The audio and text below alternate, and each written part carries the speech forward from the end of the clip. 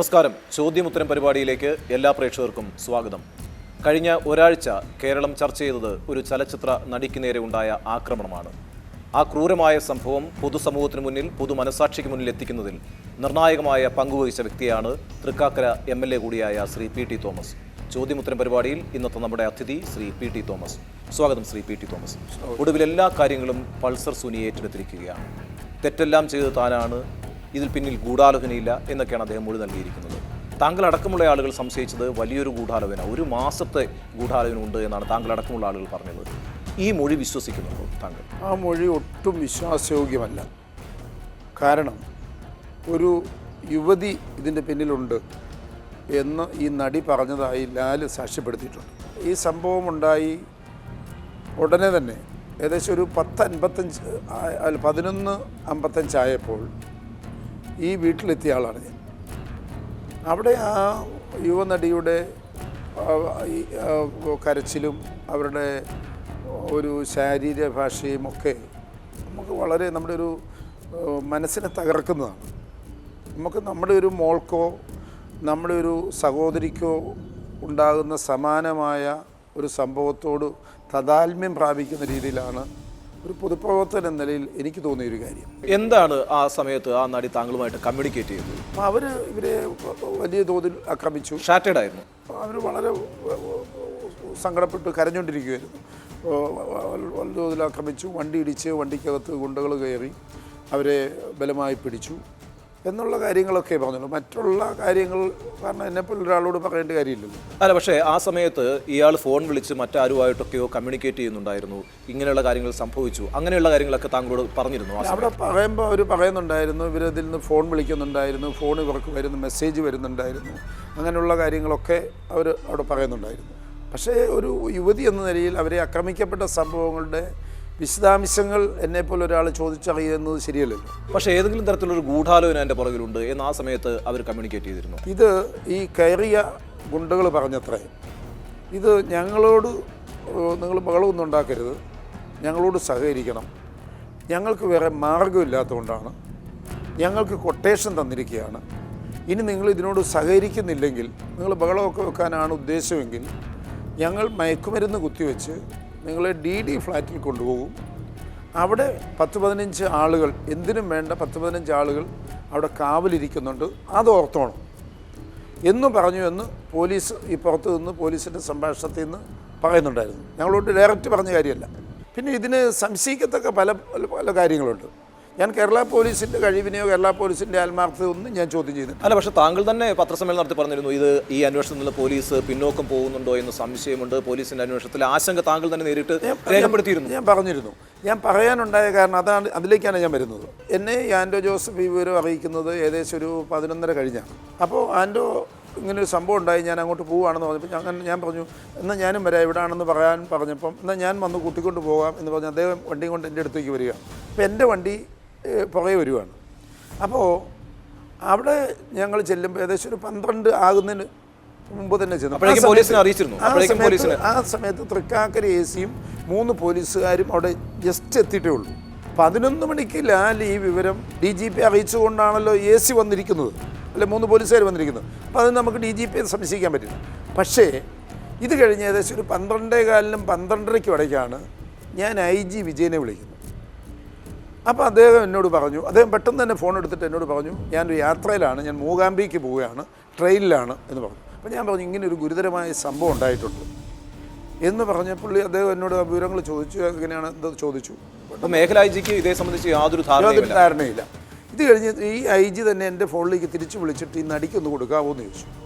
എൻ്റെ ഫോണിൽ നിന്നാണ് ഈ നടിയോട് ഏകദേശം ഒരു 20 മിനിറ്റിന് കൂടുതലുണ്ടെന്ന് എനിക്ക് തോന്നുന്നു, 20 മിനിറ്റിനും 30 മിനിറ്റിനും ഇടയിൽ ഈ IG ഇവരോട് സംസാരിച്ച് ഈ കാര്യങ്ങളൊക്കെ അറിഞ്ഞത്. രണ്ടാമത് കമ്മീഷണറെ വിളിക്കുന്നു, കമ്മീഷണർ ദിനേശിനെ വിളിക്കുന്നു. അപ്പോഴൊന്നും ഈ പ്രതിയെ പിടിക്കാനുള്ള ഒരു നീക്കവും പോലീസിന്റെ ഭാഗത്തുനിന്നും ഇല്ല, അന്വേഷണമൊന്നും നടക്കുന്നില്ല. ഇതേ കമ്മീഷണറെ ഞാൻ ഇതുപോലെ വിളിച്ച് ഈ വിവരങ്ങളൊക്കെ പറഞ്ഞപ്പോഴും കമ്മീഷണർ ഈ കാര്യങ്ങളൊക്കെ എൻ്റെ ഇത് കേട്ടു. അപ്പോൾ ഞാൻ പറഞ്ഞു, ഇങ്ങനെ IG വിജയൻ എൻ്റെ ഫോണിൽ നിന്ന് ഇവരോട് സംസാരിച്ചിരുന്നു എന്ന് പറഞ്ഞപ്പോൾ ദിനേശ് എന്നോട് ഫോൺ കൊടുക്കാമോ എന്ന് ചോദിച്ചു. എൻ്റെ ഫോൺ അവർ ഈ കമ്മീഷണർ സംസാരിച്ചു. ഒരു MLA ആയ എന്നോട് ഞാൻ ഈ വിവരം ഇവർ 2 പേരെ അറിയിക്കുമ്പം ഞങ്ങളിത് അറിഞ്ഞു MLA എന്നല്ലേ സാധാരണ നേരത്തെ അറിഞ്ഞിട്ടുണ്ടെങ്കിൽ പറയുന്നത്.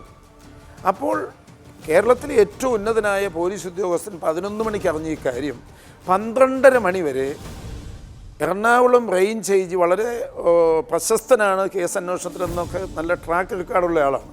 അദ്ദേഹം അറിഞ്ഞിട്ടില്ല, അദ്ദേഹം സ്ഥലത്തില്ല എന്നുള്ളത് വേറെ കാര്യം. 2, ഈ കമ്മീഷണറും ഈ വിവരം ആ സമയത്ത് അറിഞ്ഞിട്ടില്ല. ഇനിയിപ്പോൾ അവർ മറച്ചു വെച്ചോ ആണോ എന്ന് എനിക്ക് പറയാൻ പറ്റിയില്ല. അവരങ്ങനെ മറച്ചു വെക്കുമെന്ന് ഞാൻ വിചാരിക്കുന്നത്. സ്വാഭാവികമായിട്ടും MLA ഞങ്ങൾ വിവരം അറിഞ്ഞു എന്ന് പറഞ്ഞ് ഫോൺ അവസാനിപ്പിക്കേണ്ടുള്ളൂ. ഇനി അതല്ലെങ്കിൽ ഈ ഇവരുടെ AC അവിടെ ഉണ്ടല്ലോ, ഈ IG വിളിക്കേണ്ടത് AC-യുടെ ഫോണിലാണല്ലോ. എൻ്റെ ഫോണിൽ വിളിച്ചതിന് കുറ്റമല്ല ഞാൻ പറയണത്. സ്വാഭാവികമായിട്ടും അവരുടെ IG അവിടെ എത്തിയിട്ടുണ്ട്, അവരുടെ നിയന്ത്രണത്തിലാണല്ലോ കാര്യങ്ങൾ. ഇത് എനിക്ക് വളരെ ഒരു സംശയം ഉണ്ടാക്കിയൊരു കാര്യമാണ്. ഇതിന് ശേഷം പിന്നെ അവിടെ DCP വന്നു, ഒരു 12:45 അടുത്താണെന്ന് തോന്നുന്നു. ഇനി രണ്ടാമത്തെ ഒരു കാര്യം, ഇവർ ഈ കാര്യങ്ങളൊക്കെ പറയുന്നു. അപ്പോൾ ഞാൻ ഈ ഡ്രൈവർ നിങ്ങൾക്ക് പരിചയമുള്ള ആളല്ലേ എന്നൊക്കെ ചോദിച്ചപ്പോൾ എന്നെ വിളിക്കാൻ വന്ന വണ്ടിയിലെ ഡ്രൈവറാണ്, എനിക്ക് കൂടുതൽ അറിയത്തില്ല എന്നൊക്കെ ഈ യുവനടി പറയുന്നുണ്ടായിരുന്നു. അപ്പം ഈ ഡ്രൈവർ വലിയ ഇങ്ങനെ അയാൾ വയറിനടിയിൽ ഇങ്ങനെ പൊത്തി പിടിച്ചിട്ടാണ് ഇരിക്കുന്നത്.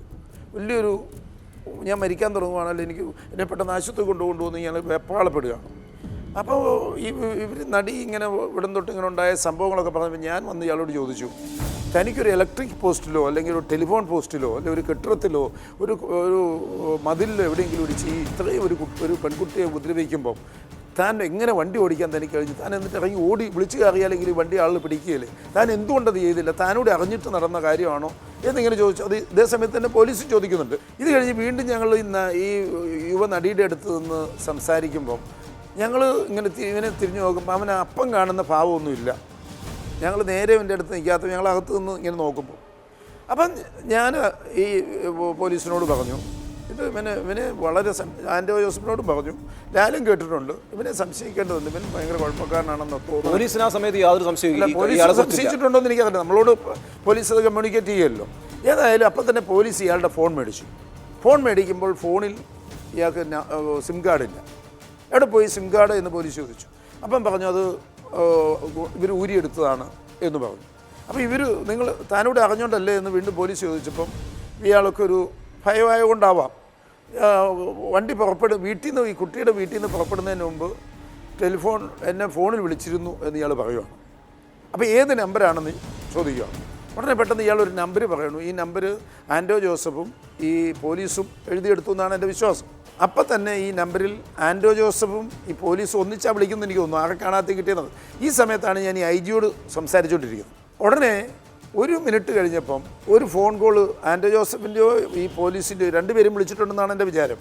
ഫോണിലേക്ക് തിരിച്ചു വന്നപ്പോഴും ഇയാൾ സംസാരിക്കുന്നൊന്നുമില്ല. അപ്പോൾ ഏതായാലും ഉടനെ തന്നെ ഈ AC ആർക്കോ മെസ്സേജ് കൊടുക്കുക അല്ലെങ്കിൽ അത് നിർദ്ദേശം കൊടുത്ത് ഫോണിൽ സംസാരിച്ചു. കൂടെ വന്ന പോലീസാണോ അദ്ദേഹമാണെന്ന് ഞാൻ ഓർക്കുന്നില്ല. ഏതായാലും അത് കഴിഞ്ഞൊരു 5 മിനിറ്റ് കഴിഞ്ഞപ്പോൾ AC ഞങ്ങളോട് പറഞ്ഞു, ഈ ഫോണിൻ്റെ ഉടമസ്ഥൻ ഗാന്ധിനഗർ ടവറിൻ്റെ കീഴിലുണ്ടെന്ന് പറഞ്ഞു. അപ്പം ഞങ്ങളെല്ലാവരും കൂടെ പറഞ്ഞു, എറണാകുളം സിറ്റി ആയതുകൊണ്ട് 15 മിനിറ്റ് പോലും വേണ്ട അവനെ ഇതാക്കാൻ, അതുപോലെ സംവിധാനം ഉണ്ടല്ലോ എന്ന് പറഞ്ഞ് ഞങ്ങൾ ആശ്വസിച്ചു. അത് കഴിഞ്ഞിട്ടാണ് ഈ ആലുവ റൂറൽ SP വരുന്നു. റൂറൽ SP വന്നിട്ട് ഈ വാഹനം, ഈ ലാലിൻ്റെ മുറ്റത്ത് കിടക്കുന്ന ലാലിൻ്റെ വാഹനമാണത്, ആ വാഹനമൊക്കെ ലൈറ്റൊക്കെ അടിച്ച് നോക്കി. അതിനുശേഷം ആരും ഈ വണ്ടിയെ തുടരരുത് എന്നൊക്കെ പറഞ്ഞു. അതിനുശേഷം പെട്ടെന്ന് പിന്നെ അപ്പോഴത്തേക്കും ഒരു 2 മണിയോളമൊക്കെ ആയി. അപ്പോഴത്തേക്കും ഈ ഒരു വനിതാ CIയെ വിളിച്ചു വരുത്തി ഇവരുടെ മൊഴി ഔദ്യോഗികമായിട്ട് രേഖപ്പെടുത്തണം എന്നൊക്കെ പറയുന്നു. അങ്ങനെ ഒരു 2 മണി കഴിഞ്ഞപ്പം കാര്യങ്ങൾ ആ തരത്തിലേക്ക് വന്നു. പോലീസും എല്ലാം വന്നു. ഒരു 2-3 വലിയ ഉദ്യോഗസ്ഥരൊക്കെ വന്നു കഴിഞ്ഞപ്പോഴത്തേക്കും ഏകദേശം ഞാൻ അവിടുന്ന് ഒരു 2 മണിക്ക് ശേഷം 2-2:30 ഇടയ്ക്കായിരിക്കുമെന്ന് എനിക്ക് തോന്നുന്നു